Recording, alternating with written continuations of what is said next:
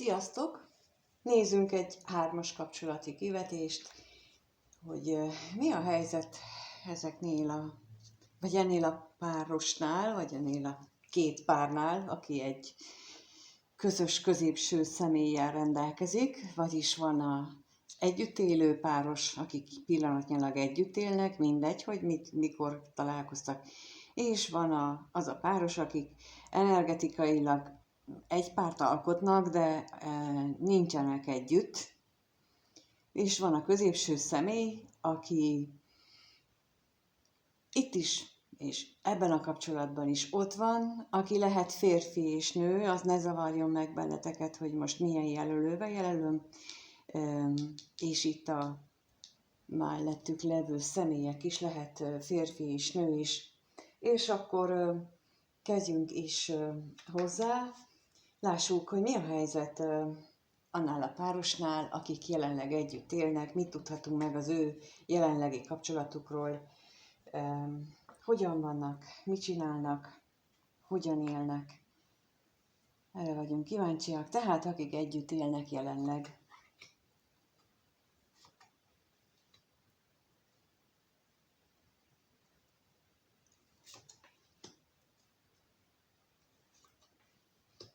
És nem mondtam ki hangosan, de 2 kértem a női fél részéről, és 2 a középső személy részéről, és olyan, mintha a női fél, akit itt nővel jelölök, de mondtam, akár milyen nemű lehet a ti kapcsolatotok, vagy a ti megélésetek szerint. Tehát én így fogom nevezni, amit ott látunk. Tehát a női fél részéről nagyon sok gondolkodást látunk, azt, hogy mit veszített, illetve mit veszíthetne, hogyha a jelenlegi helyzet változna. Tehát úgy éli meg a pillanatnyilag a kapcsolatot, hogy elemzi agyban, elemzi a lehetőségeit, a kapcsolatnak a kimenetének, vagy folytatásának a dolgait. Tehát ő most a veszteségekre koncentrálva felméri, hogy merre mehet ez a kapcsolat. Na és akkor kérnék szépen a veszteségre, hogy mi jöhet ebből ki.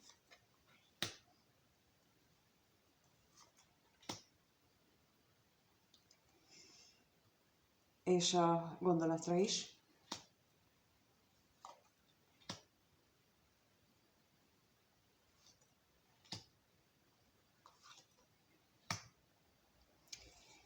A veszteségnél az jött ki, hogy ami kiderülhet, az az, hogy hazugságban élt, vagy kiderülhet az, hogy ő mennyire nagyon szinte már betegesen ragaszkodik ehhez a kapcsolathoz.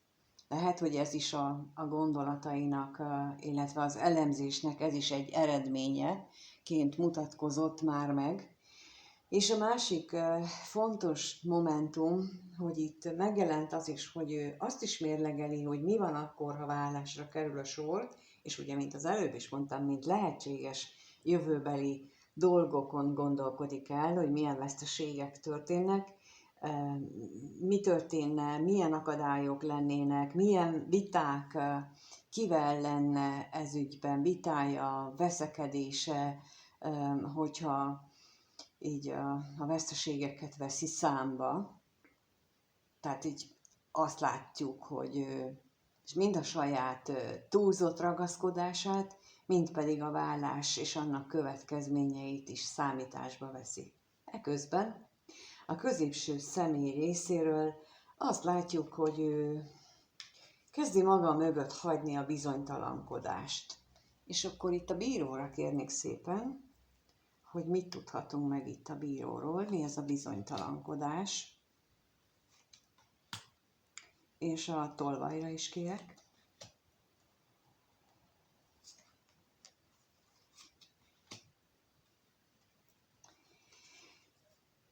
Hát én ebből a beteges ragaszkodást érzékelem, tehát azt a fajta bizonytalankodást, hogy miért ragaszkodik ő bizonyos dolgokhoz olyan mérhetetlenül, olyan nagyon, hasonló, mint amit itt látunk, de itt sokkal nagyobb ragaszkodást érzek.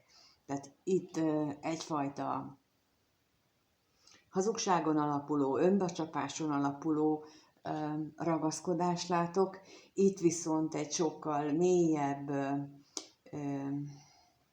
bizonytalanságot, amiben mondjuk ilyen hitrendszereket is érzek, tehát hogy itt egy puszta önbecsapásról van szó, itt pedig egy olyan fajta bizonytalanságot, hogy már itt konkrétan számításba vette, hogyha ő ezt teszi, akkor azt a hiedelmet, azt a családi szokást, azt a társadalmi erkölcsi szokást sérti meg. Tehát ez a bizonytalanságának ez volt az egyik oka, és hogy ezeket veszi számításba, és hogy kezdi ezeket elengedni, hogy már nem annyira lényegesek. Nagyon hasonlóan jár az agyuk, úgy tűnik én nekem. Tehát itt ő a saját önbecsapásával kezd szembenézni, valójában magával kezd szembenézni, és kezdi tisztán látni a kapcsolatuknak a helyzetét, vagy a jellegét, és itt is ugyanezt történik, hogy kezdi megérteni, hogy bizony elérkezett egy olyan ponthoz, amikor nem számítanak már az, hogy mit mondanak ő rá, vagy tulajdonképpen, hogy valószínűleg már tudják azt, amit ő rejtegetni próbál. Na, hát akkor így látjuk, hogy akik együtt vannak, ők most nagyon egyrugóra jár az agyuk, és nem a kapcsolat folytatásának az irányába, hanem mindannyian a hogyan továbbon gondolkodnak, illetve annak a lehetséges útjain. És a másik kapcsolatot is megnézzük, hogy arról mit lehet tudni, tehát kérnénk szépen 2 a középső személy részéről, és 2 a ottani társ részéről, hogy mit lehet tudni arról a kapcsolatról.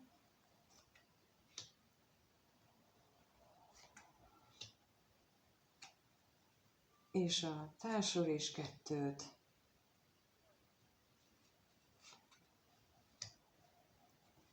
Érdekes, ami kijött, erre gondolok az érdekes lapot, hogy itt ugyanúgy jött ki, mint itt, csak hogy ott az egyikhez, a másikhoz tartozik, itt pedig a harmadik fél részéről mutatja ugyanazt a gondolatmenetet, csak kicsit összetettebben. De lássuk először, hogy a középső személy azt olyan, mint hogyha ő ebben a kapcsolatban ilyen halálos szenvedélyt érezne. Tehát, hogy belehal a szenvedélybe. Itt most ezt érzékelem, nem a változást, nem a végét, hanem azt, hogy ez itten ilyen nyomatékosítónak érzem, de mindjárt rákérünk, hogy akkor a halálra itt mit tudhatunk meg bővebben, mi az, amit itt ezzel kapcsolatban még megtudhatunk.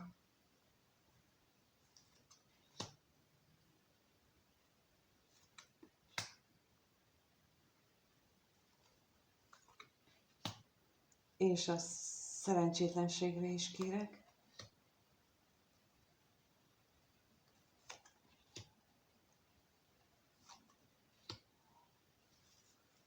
Hát azt hiszem, hogy a kiegészítő információ azt támasztja alá, amit gondoltam. Tehát betegesen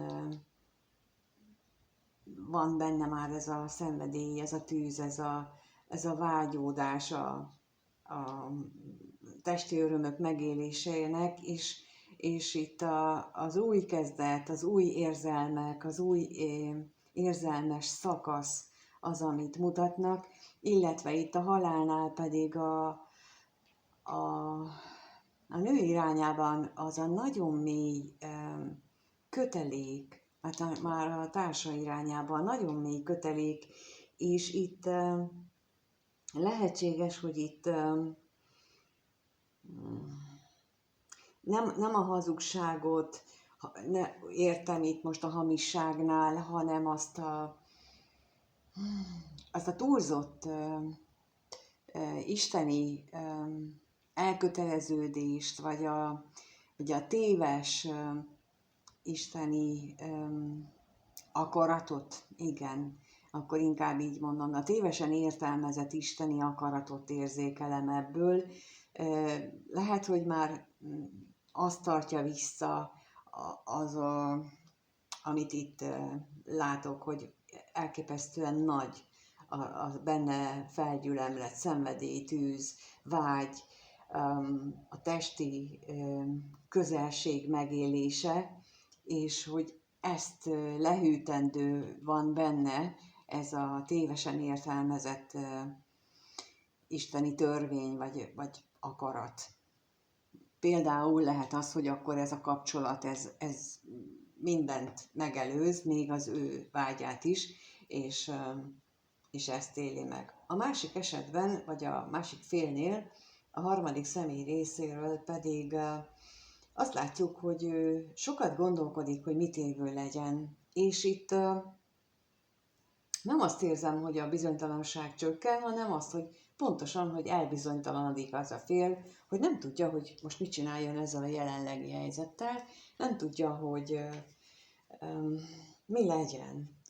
Tehát mivel ő nem lát bele, hogy ott a középső személyben mi zajlik, illetve abban a kapcsolatban, ezért ő elbizonytalanodik. És akkor kérnék szépen a gondolatra, hogy erről mit tudhatunk meg.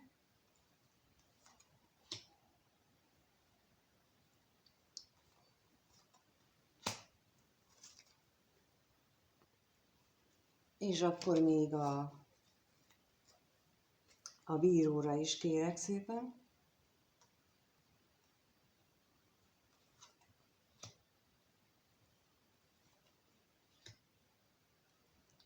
Bizony.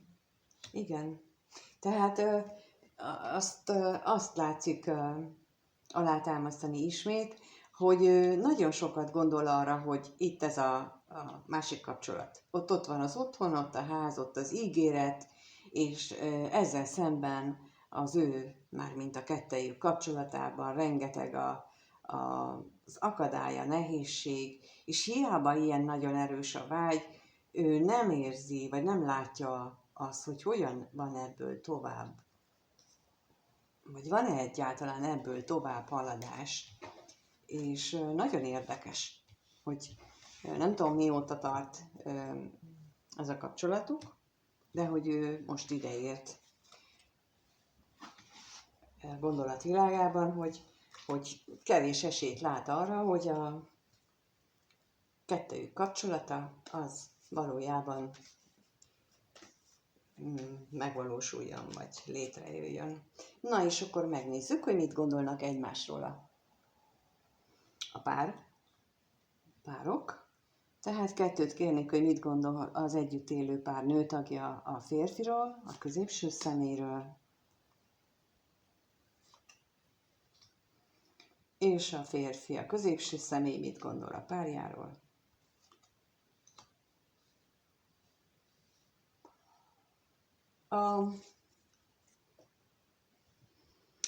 Az együtt élő társ biztos abban, hogy van valaki, biztos abban, hogy itt van valaki a harmadik személy, aki ebbe a kapcsolatba beférkőzött, és ezért tart itt ez a kapcsolat, ahol tart, és akkor kérnék szépen a látogatásra plusz információt.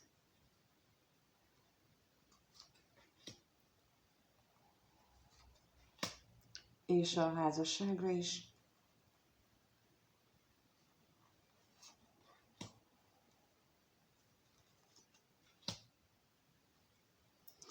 Hát igen, tehát hogy amiért az eltávolodás köztük létrejött, és hát bizony csiratja a múltat, csiratja azt, hogy milyen volt régen a kapcsolatuk, siratja azt, amire ő emlékszik. És akkor itt határozottan felhívom a figyelmet arra, hogy ilyen esetben, amennyiben te vagy az, aki nézed, hogy itt, ha ilyen szituációban vagy, akkor kérlek, légy objektív, mert az előbb láttam, hogy szembenézés időszakában vagy, akkor ezzel is légy objektív, hogy mitől volt jó a múlt. Tényleg jó volt, vagy csak te képzelted annak?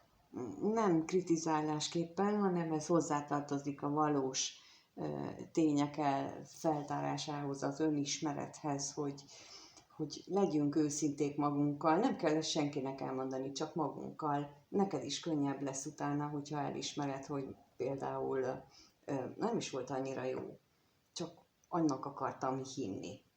És ezzel nincs is semmi baj. Mindannyian vagyunk így, hogy bizonyos helyzetben kicsit feldurbozzuk azért, hogy jobban érezzük magunkat, és ez utána fogja megkönnyíteni az életet, ha ez megtörténik. Ez őszinteség egy nagy követ tud legördíteni az emberről. És akkor megnézzük, hogy a középső személy ebben a társával szemben mit gondol, hogy azt, hogy a pénz miatt állandó viták vannak. Ezt látjuk itt, és akkor nézzük a pénzre, a kevés pénzre.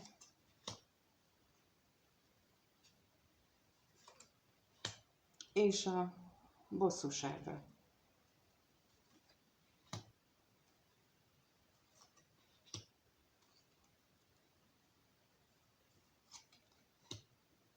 Bizony, úgy tűnik nekem, hogy a középső személy úgy éli meg, hogy például régen a pénzügyekkel tekintetében mindig történt valami jó, mindig történt valami olyan, hogy lett munka, lett pénz, jöttek a dolgok, így is, úgy is, és olyan, mintha ez most nem működne, nem akarna úgy működni, ahogyan eddig, és a másik fél részéről, tehát a párja részéről ezt állandóan kritizálja, olyan, mintha ezért őt hibáztatná, hogy mert ő miatta van. Lehetséges, hogy van is oka rá, már úgy értem, hogy olyan oka, hogy azt hiszi, hogy a középső személy nem megy annyit utána a munka után, vagy nem megy annyit a pénz után, vagy többet költ, mint ahogy korábban volt. De az is lehetséges, hogy mindenki többet költ, mert azt hiszik, hogy mindig ugyanannyi pénz lesz, és akkor most egyszerre csak nem jön annyi, vagy pedig, tehát valami hasonlót érzékelek, hogy itt azért nem csak a középső személynek a tehetetlensége, vagy a negatív hozzáállása okozza, legalábbis ő így gondolja, a középső személy, hogy nem ő hibás azért, nem csak ő hibás azért, hogy nem működnek itt, vagy nincsen annyi bevétel, hanem hogy ez így kollektíven sok embernek a közreműködése. És akkor itt megjegyezném, hogy amikor ilyen történik, akkor nagyon gyakran az történik, vagy az amiatt van, vagy kerül ilyen helyzetbe az ember fia, lánya, és bárkivel előfordulhat, mert amikor letérünk az útról, mármint az életfeladatunk útjáról, vagy olyan munkahelyen dolgozunk, ami nagyon nem passzol ahhoz, ahol most tartanunk kellene, akkor egyszerűen olyan szituációkba víz bele bennünket az élet, hogy nem kapunk munkát, hogy megígérnek mondjuk munkát, szerződést, és aztán lemondják, és a másikat is lemondják, és a harmadikat is lemondják. Tehát, hogy egyszerűen nem lehet annyi, vagyis hát nem lehet ennyire előre tekintőnek lenni, amennyire aztán az élet ezt meg tudja mutatni, hogy nem úgy van, ahogyan megszoktad, majd én mondom, mert neked változtatni kell. Ilyenkor fordul elő például egy ilyen szituáció, hogy semmi nem jön össze, sehol. És lehetséges egyes esetekben, hogy a középső személy egy ilyen szituációban van, és erről nem ismer beszélni, hiszen ezt nem kürtöljük a világá általában, és ezért nem is tud róla más sem, hogy nem csak az ő egyedi problémája, hanem megesik ez bizony sok mindenkivel, hogy az élet ilyen módon szól közbe. És itt nagyon ezt érzékelem, függetlenül attól, hogy most helyese, ahogyan viselkednek, vagy sem, mert az egy teljesen más dolog. De akkor megnézzük, hogy gondolkodnak egymásról azok, akik nem élnek együtt. Tehát a középső személy hogyan gondol az ő harmadik fél társára, a harmadik személyre, őre hogyan gondol a középső személy.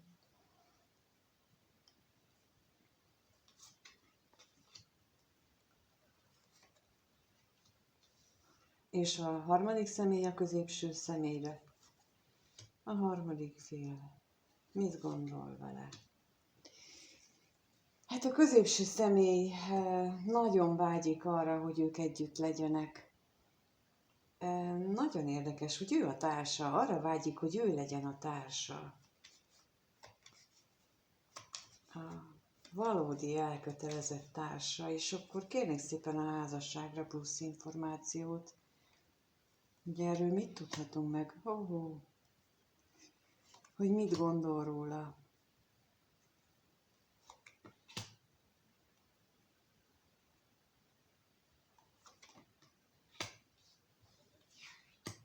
Hát, és a vágyra is kérnék szépen még.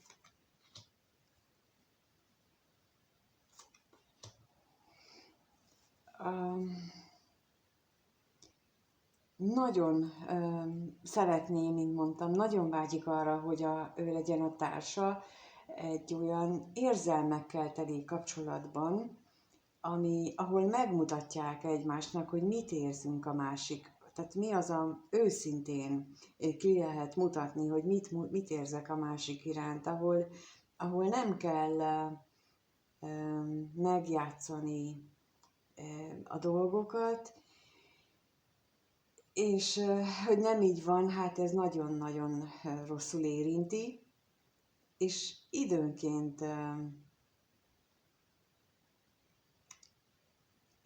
ezt így nagyon nehezen is viseli.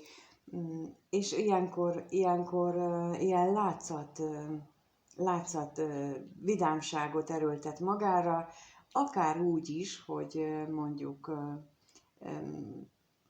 droghoz, alkoholhoz, vagy bármi ilyen tudatmódosító szerhez nyúl, hogy elfedje, vagyis kiszakadjon ebből a világból, elmeneküljön ez a valóság elől.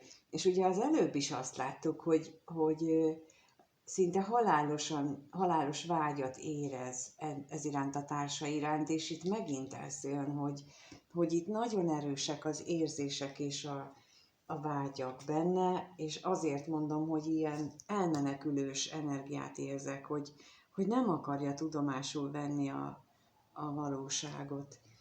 Ugyanakkor pedig a társa, úgy látom, hogy azt gondolja, hogy a középső személy a pénz hiánya miatt rengeteget aggódik, és akkor erre kérlek szépen még a betegségre.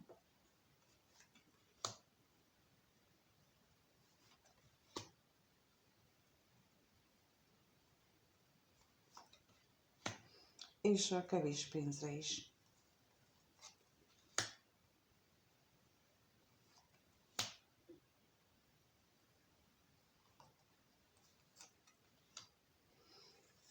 Hát lehetséges, hogy például ezért maradnak el randék, vagy legalábbis ez az indok, hogy mit tudom én, munka után kell menni, vagy a kevés jövedelem miatt plusz munkákat kell csinálni.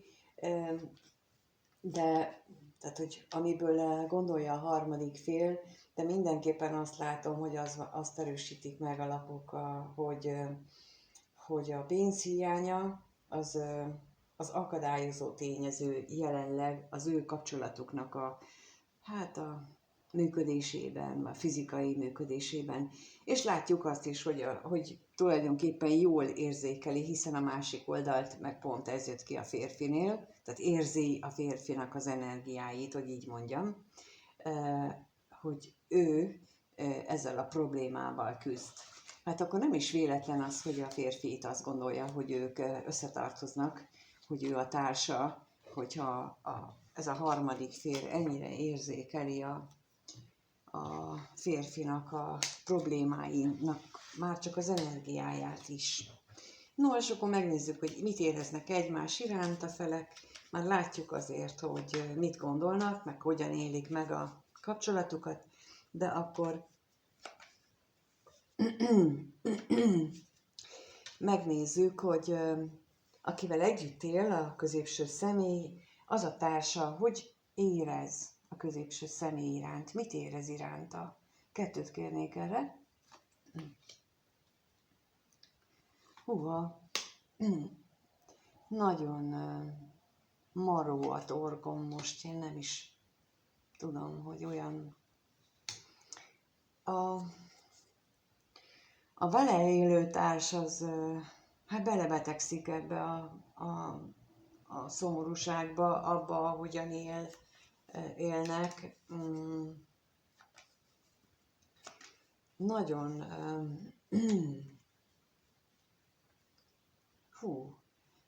kérnék szépen a betegségre. Gyorsan túl szeretnék ezen lenni, mert ez nagyon-nagyon rossz energia. Ez, és a szomorúságra is.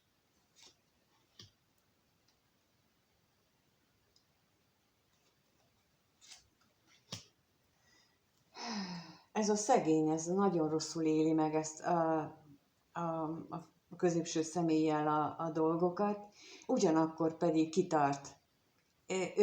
Na és akkor az előbb itt mondtam, hogy olyan,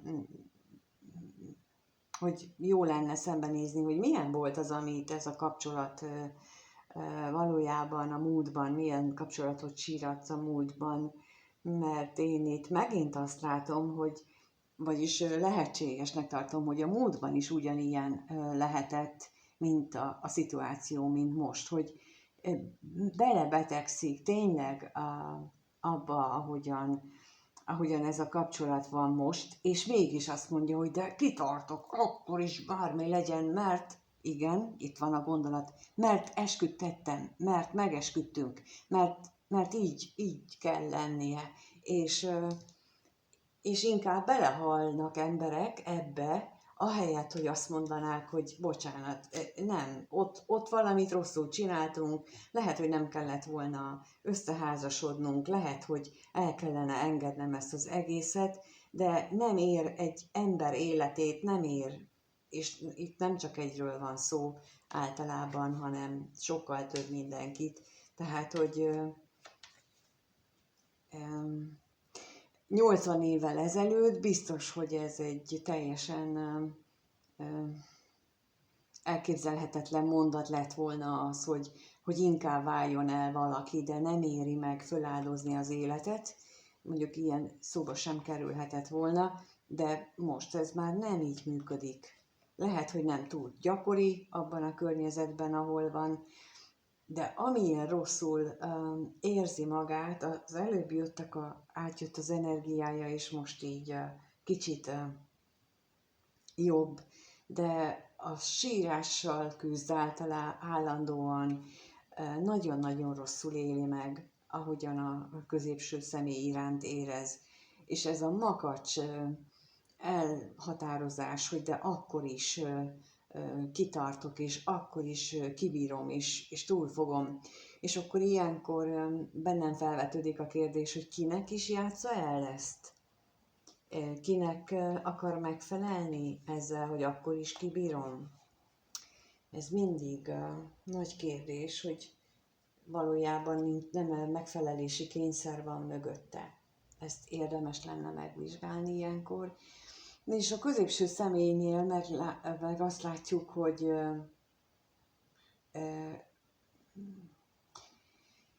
hát őszintétlenség, hamisság, hát nem is féltékenységnek mondanám, hanem tehát nem azt mondom, hogy féltékeny a párjára, szóval nem a féltékenységet érzek, hanem az, hogy megtudja a titkát, de még rákérünk, hogy mi ez a féltékenység itt.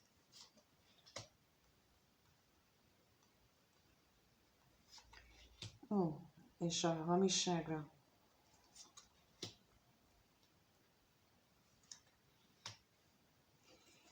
Nem csak a titkát megtudja, hanem az, hogy azt érzi, hogy a pénz miatt játsza el a pénz miatt játsza el azt, hogy jól vagyunk, és jól működik a dolog.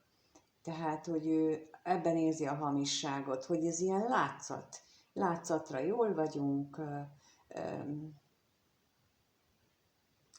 és közben a középső személy is eljátsza azt a szerepet, hogy jaj, hát én itthon nagyon meg akarok felelni, én igyekszem, de ez mind-mind-mind hazugság.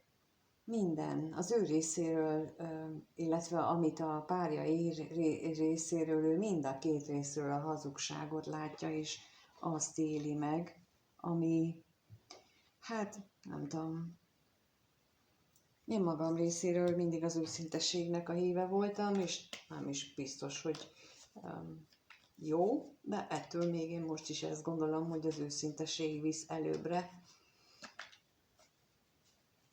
Talán, de hát ez mindenki majd eldönti. Jó, megnézzük a másik kapcsolatot, hogy ott mit éreznek egymás iránt. 2 kérek a középső személy részéről. Hogy mit érez a másik társa iránt, és a harmadik fél mit érez a középső személy iránt. Hát a középső személyt azt látjuk, hogy ő keresli azt, amit a harmadik féllel megél, bár az előbb ugye már kijött az, hogy ő mennyire tulajdonképpen a kapcsolatot vele szeretné, vagy vele képzeli el, és a szerelmet is vele élné meg legszívesebben.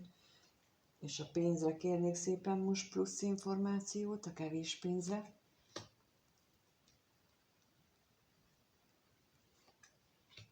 És az örvendezésre.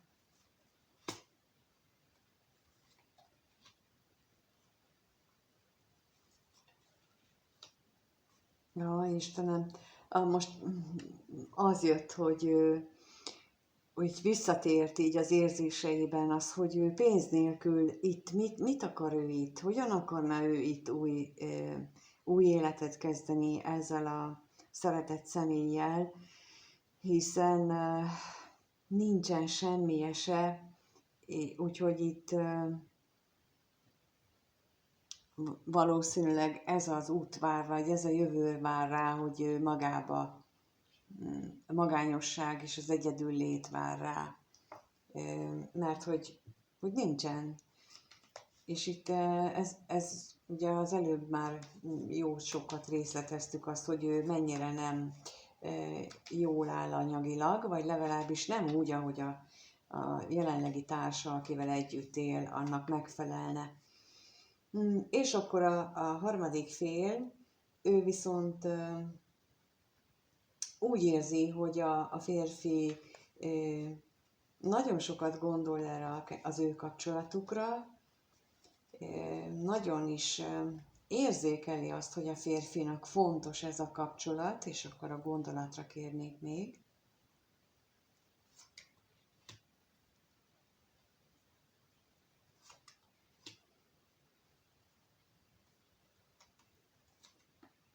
És a látogatásra is.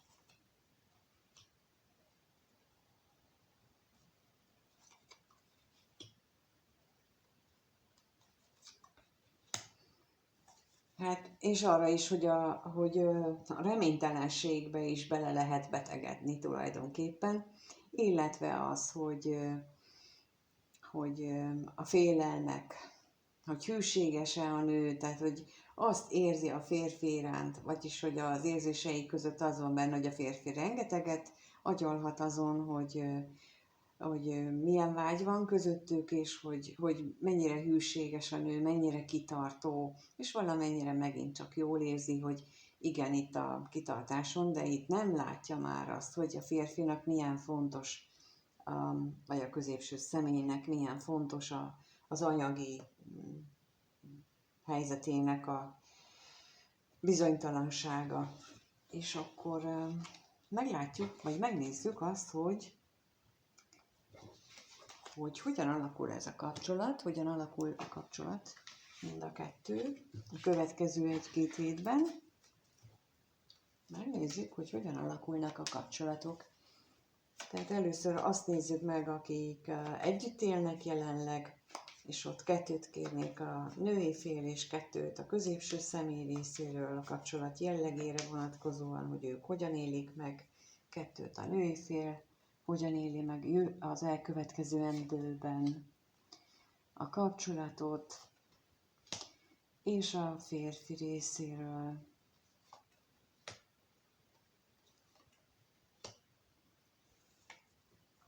Hát a női fél úgy gondolja, hogy, vagyis a női fél részéről megmaradnak ezek a vitás, a nehéz gondolatok, és akkor kérnék szépen a bosszúságra, a veszekedős, önmarcangoló gondolatokra, bosszúságra.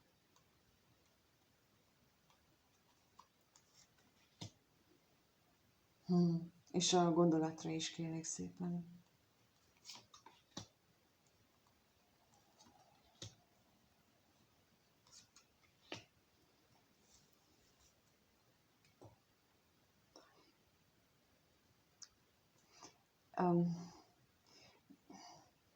Itt azt látom, hogy a társ még mindig abban reménykedik, hogy a férfi egyszer csak csoda történik vele, és akkor belátja minden hibáját, és meg gondolja magát, és akkor a pénzzel és az anyagiakkal is végül is visszatérhetnek a régi dolgok, már csak attól is, hogy a férfi közben ezen jól elgondolkodik, és akkor kicsit jobban oda teszi magát, és még akkor biztos, hogy az égiek is besegítenek. Tehát magyarán folytatja az önállítást, illetve erre szokták mondani, hogy nem mer felelősséget vállalni az életéért, nem meri azt mondani, hogy már 25-ször csalódtam, és nem vagyok hajlandó 26-szor is belemenni, és inkább bevállalják minden következményét ennek, bármi is legyen az oka, de itt akkor most azt mondom, hogy azzal kezdtük, hogy úgy láttam, hogy kezd magába nézni és őszinte lenni, itt viszont azt mondom, hogy kezdi, vagyis ebből visszahúzódik, és kezdi ámítani újra önmagát ezzel a kapcsolattal összefüggésben. És a középső személy úgy szintén, aki bár nem mondja erre a kapcsolatra, szerintem nem erre a kapcsolatra gondol, amikor a vágyairól beszél, mert itt nem arra látszott, vagy egyáltalán nem látszott, hogy ezzel a kapcsolattal vannak neki tervei, vágyai, de akkor rákérdezünk, hogy mit tudhatunk meg itt a vágyról.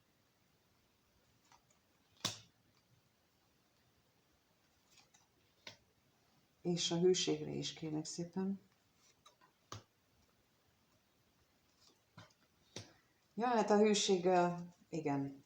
Tehát ez a látszólagos hűség, tehát a látszatra adunk, látszatra jól szórakozunk, látszatra jól élünk, és a vágyai az pedig maradjunk meg a komfortzónánkba, üljünk otthon, játsszuk el azt, hogy mi jól vagyunk. Tehát itt mind a 2 részről azt látom, hogy vissza fognak táncolni a jelenlegi változó energiákból, vissza fognak táncolni ebbe a önbecsapós világukba. Tehát ez a kapcsolat továbbra is erről fog szólni. És akkor megnézzük a másik kapcsolatban a középső személy hogyan járul hozzá a kapcsolat jellegéhez. 2 kérnék.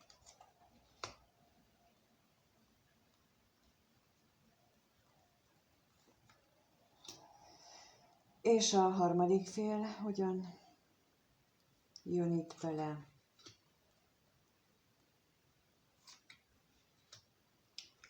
Hát a középső személy hiányolja ott az, hogy ők jól el legyenek. Lehetséges, hogy itt ezért a kapcsolat ér, illetve hogy ezt így itt látszik, ahogyan itt működni fognak, ezért feláldozza, hogy itt nem lesz találkozás, itt nem lesznek meg az örömteli pillanatok, és akkor kérnék szépen az örvendezésre.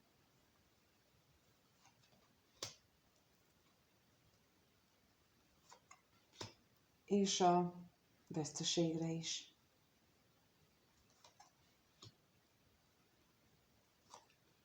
Hát bizony nem nagyon lesz itt találkozás, és tehát ez a kapcsolat ez ilyen találkozásmentes állóvíznek tűnik, mert hogy a harmadik fél is csak a nehézségekre, a problémákra fókuszál, és ő is ezen gondolkodik, de mit? Úgyhogy kérnék szépen a gondolatra. Mivel reménykedik? És az ellenségre is kérek.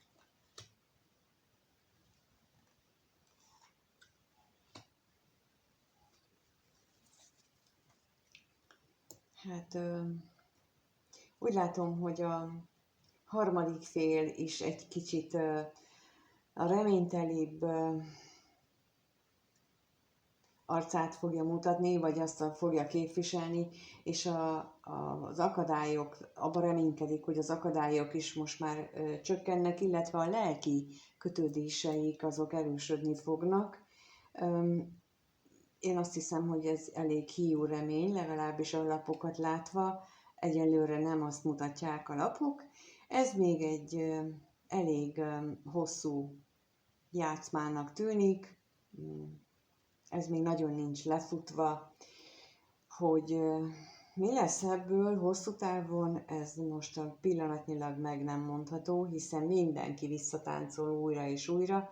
Itt csak is kizárólag az lesz a lényeg, hogy mi van számukra megírva, mármint, hogy ebben a kapcsolatban, hogy ottan együtt kell maradni, vagy külön, és ebben a kapcsolatban, hogy mi a kapcsolat célja, és hogy azt mikor és hogyan óhajtják meg valósítani, mert általában minden kapcsolatnak megvan a maga célja, mert abból tanulunk, a párkapcsolatokból, és ezért találkozunk. És lehet címkézni, hogy karmikusnak, lelkitársának, kikellánginak, nem a lényeg, ez nem ebben van, hanem az, hogy mit kell abból a kapcsolatból megtanulnunk.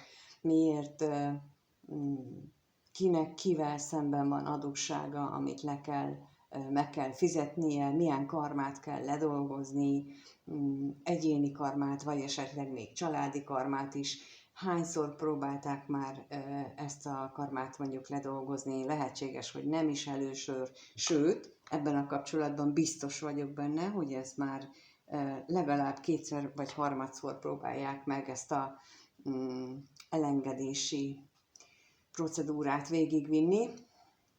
Nem tudom, hogy most sikerül-e. Tehát ez egy egyénire lehet tudni, hogy ő nekik van esélyre, vagy sem. De az biztos, hogy sokan vannak, akiknek ez a feladatuk, mert hogy előzőleg már egymással szemben tartozást halmoztak fel, ilyen-olyan érzelmi adósságot, vagy akár másfajta adósságot, sőt, a legtöbb esetben ilyenkor olyan a lelkek egymással, olyan fogadalmat, olyan esküt tesznek, hogy ők ezt mindenképpen segítik egymást, és addig nem hagyják el, ameddig ezt a karmát le nem küzdik. Például nagyon sok esetben van ilyen is, úgyhogy, és itt ebben a kapcsolatban biztosan vagyok abban, hogy ilyenről is szó van, de ez, hogy a tietek az ugyanerről szól-e, azt egyénileg lehet megnézni, illetve a pontos asztrológiai képletből lehet még jobban látni, és itt is valamiféle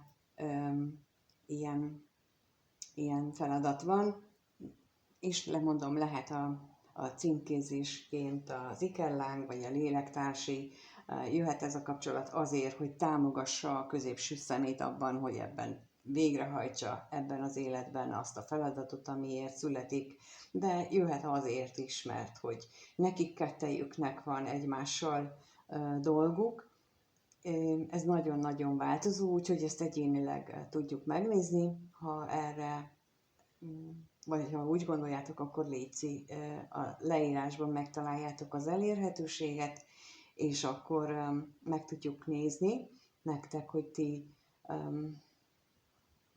ti melyikbe tartoztok, és köszönöm szépen, hogy itt vagytok, és megnézitek, és nagyon köszönöm a hozzászólásokat mindenkinek, mindent igyekszem azért, hogy amint én átmentem, és például itt, amiről beszélek, én ennek a zömét a saját bőrömön megtapasztaltam, azt is, hogy mit tudnak az égiek, úgymond büntetésként, vagy nem állok bele a feladatokba, és húzom, halasztom, tehát, hogy mi van ilyenkor. Úgyhogy azért mondom el, és nem azért, mert én bárkit is minősíteni szeretnék, de nagyon, nagyon változatos a repertoár, amit tudnak hozni az életünkbe, úgyhogy ez ügyben is tudok segíteni, hogyha úgy gondoljátok, és köszönöm szépen, hogyha itt vagytok, és megnézitek, és ezt meghallgatjátok. Talán nem hiába mondom el, és remélhetőleg tudok ezzel segíteni, és köszönöm a lájkokat, és mindenkinek minden jót kívánok. Sziasztok!